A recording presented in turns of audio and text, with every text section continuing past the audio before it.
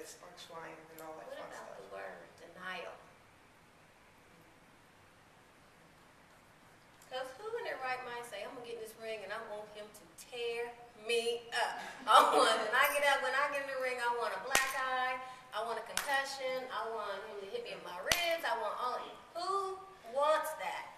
Or do we get in the ring, we kind of already know what's going to happen, but then some kind of way we trick ourselves into belief. That sounds a little bit kind of schizophrenic. That kind of sounds a bit crazy.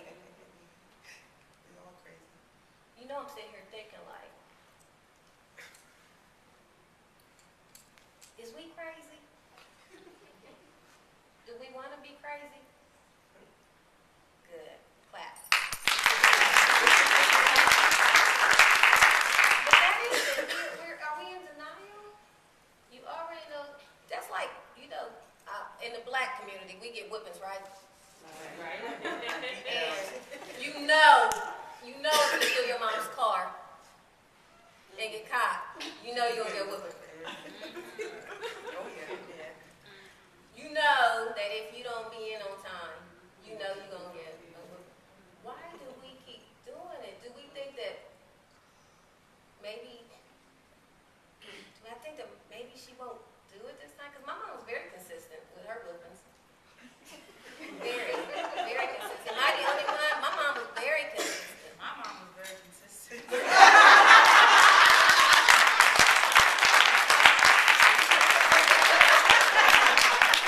That's right, girl.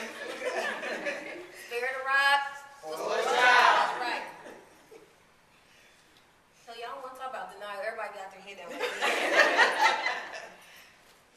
In boxing, there's different weight classes. There's what? Heavyweight, lightweight, featherweight, middleweight, no weight, overweight. Do we ever consider that when we get in the ring? Why not, Bobs? Because when it's new, you're thinking it's going to be the bomb. It's going to be great. This is going to be great. Nothing. He's not going to hurt me.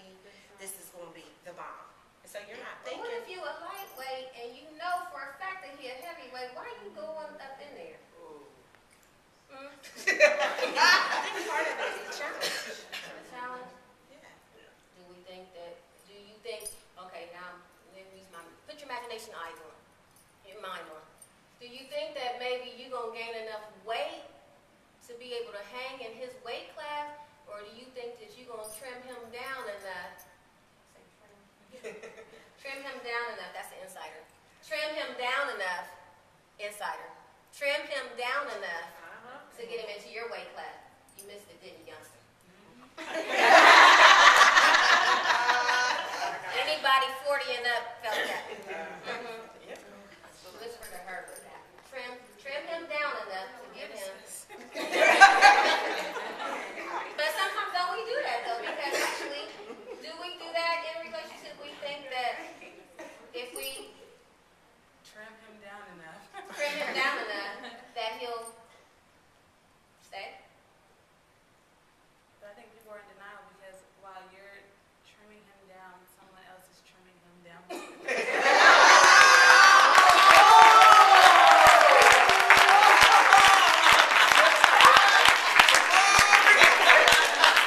Oh, she got it. She got it. She got I'm it. sitting here like conversations with Jazzy.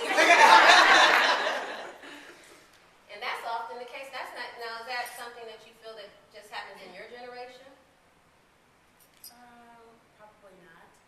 But you see it a lot in our generation. No, you don't. I know people who are older than me, which is not my generation, and it still happens. Yeah, I know my generation it happens. Right. So I think it's an even kill across the board. But I wanted to hear from your generation because from what I see, it seems like your generation is more open and honest. Because I was talking to maybe you and some other people, and I used to be like, people putting their business out on Facebook. I've been dumb for a dude. I've been dumb plenty of times, but I sure didn't put myself on blast on Facebook. I kept it on the low. Now it's like, oh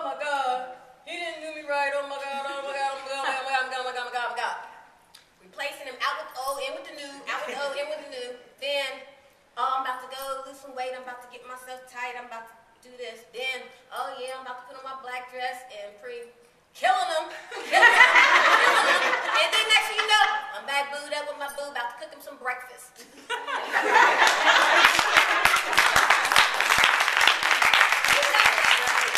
you know what? And I'm not clowning them like that. I don't mean to clown them like that, but I remember in our generation, we did. Can I say something? Gina, we did some stuff. We have been dumb. But daggone it, didn't nobody know but me and her. We did some ride-bys and did some things and things like that and cops and then ended up back with them. But daggone it, the whole nation didn't know. Now they know. It's on Twitter, Facebook, everything. Why y'all be doing that, Jazz? Y'all, I don't know why they do. No, I have no idea. But I'm not gonna lie, I have been guilty of it before. Yes, put it like putting stuff on Facebook. Yeah, I mean, I feel like people put stuff on Facebook to prove a point. So if they know, not that I'm dumb, but they say, they say oh, I'm moving on, blah blah blah, this, that, and the third, and then Y'all know what this, that, and the third is? yeah. And then they're back together, but I think when they put that they're back together, they're fooling themselves, but they're trying to make a point across to the world. So we're back at the denial stage again. Why do we try to go the distance when we know clearly that it is a health threat or a no-win situation? You know, in boxing, it's 12 rounds is when you go the distance, right? If you can last 12 rounds, you can honestly say, I went the distance. Why do we try to go the distance in a situation that's clearly unhealthy? Because you know that when you go on the distance, you still are at risk. You taking all them body punches and things like that, and I did do some research. If they hit you in the, is your liver here or here? If they hit you in the liver, you can actually cause some really, really, really bad damage and stuff. And not only that, we do got some fighters that, what they call that, the drunk punch syndrome, where later in life, it'll cause you to be like something wrong with you. Is that safe to say? Legally? Something wrong with you. I mean that in love. But it's honestly, it's called punch drunk syndrome, where you kind of are almost like the symptoms of a person that is going through, what's it called? Dementia, or what's the other word? Alzheimer's. But it can cause a health threat, not just with from the aspect of being in the ring as a real life, in a situation where fighters are doing that, but what about the health situations or the health threats where the person is giving you a STD or stress? It's quiet. Stress. Well, I think it's because some people put in the time. They're like, I'm not giving up on this because I put in time, so I'm staying for a Man, minute. I've been with him for 20 years, I'm and not I'm giving not up. giving, okay. Or fear of being by yourself. Mm. You're just being alone. So I know he don't treat me right. He did this, he did that, but I got a man. You know what, I didn't even feel like, I was in a situation, y'all gonna laugh, I didn't feel like starting over. Yeah. I didn't feel like going back out and going to BB, get some jeans that fit real tight, and then I was tired of that. So, I think I stayed out of laziness, and I think what happened with me is I was told that nobody was going to want me before kids. Nobody ain't going to want you, nobody ain't going to want you. And at the time when I was being told this, I didn't think I believed it, but words are powerful, and I think that my actions proved that that was something that I did believe, because I lowered my standards. And I really, because can we just be real? Females, we put on a facade for each other. We think we got it going on. I remember, let me just go here today. I'm at the mall with a Michael Kors bag. I'm broke. But I was walking in the them all like, yeah, whatever, whatever. And that's what we do. We put on these facades, and why can't we just be real and say, I just want somebody to love me. But we pick these knuckleheads. Can I just say knucklehead? Because we can't cuss. I know that, right, Kat? We deal with these knuckleheads. And we really, really do lower our standards. And not only that, let's flip it over there. Okay, let's say you done had kids with dude. That, and then we really make excuses. I don't want kids by different dads or whatever. I want to stay with my baby's dad and things like that. And I think that's the lie from the pits of hell. That you have to stay with somebody just because they the father of your kids. When if it's I mean, I'm not talking about married folks. I don't even want to deal with, we're going to deal with that later on in the season. I'm talking about in situations where it's just boyfriend, girlfriend, and it's, okay, let me just put it like this, baby daddies.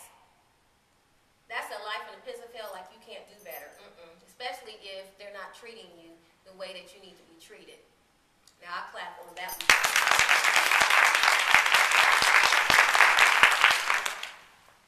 What about the other health risks that is involved, like stress? I know when I was going through, my hair would fall out. And then sometimes I would lose weight and it would look like I was on crack. Like this collarbone be sticking out. And there's somebody in the audience that actually caught me when I had just went through a TKO and I had came to work at Nationwide. And actually, this is when our relationship actually started building. I had came through, Carol, you remember that? When I came through, when I had picked myself off the floor, when my daughter helped me pick myself off the floor, I barely brushed my teeth the next day. I ain't lying to y'all. And put my hair back in a ponytail because I could not function. And I came to work. I had enough sense to come to work. I came to work and I went past, I just beeline to Carolyn.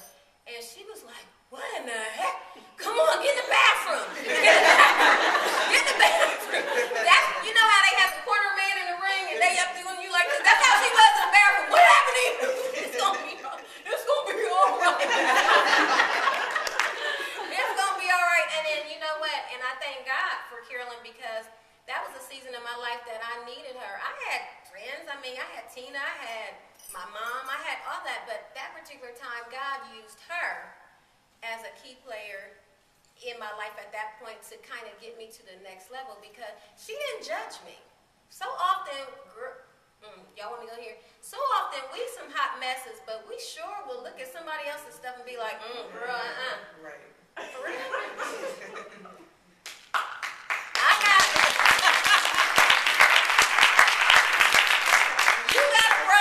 You only got one leg. I'm missing two. But I think your situation better than mine. We both crippled. But we always like to point out, girl, my dude don't be beating on me. He be beating on her. But he cheats. He don't help you with nothing. And are you the main one? I don't know. But sometimes we look at our handicaps and we think just because, okay, I only got one leg, she missing two. My situation better. No, it's not. No, it's not. And until we become real with ourselves, meaning like, take all your clothes off by yourself. And take the Spanx off. Everything. Take the makeup off. Take all of that off. Take all of that off. And just look at yourself and ask yourself, am I happy with who I am? Because sometimes I think that the people that we choose, is it that we are choosing the wrong people because we just don't know any better? Or is it because we don't believe that we can do better?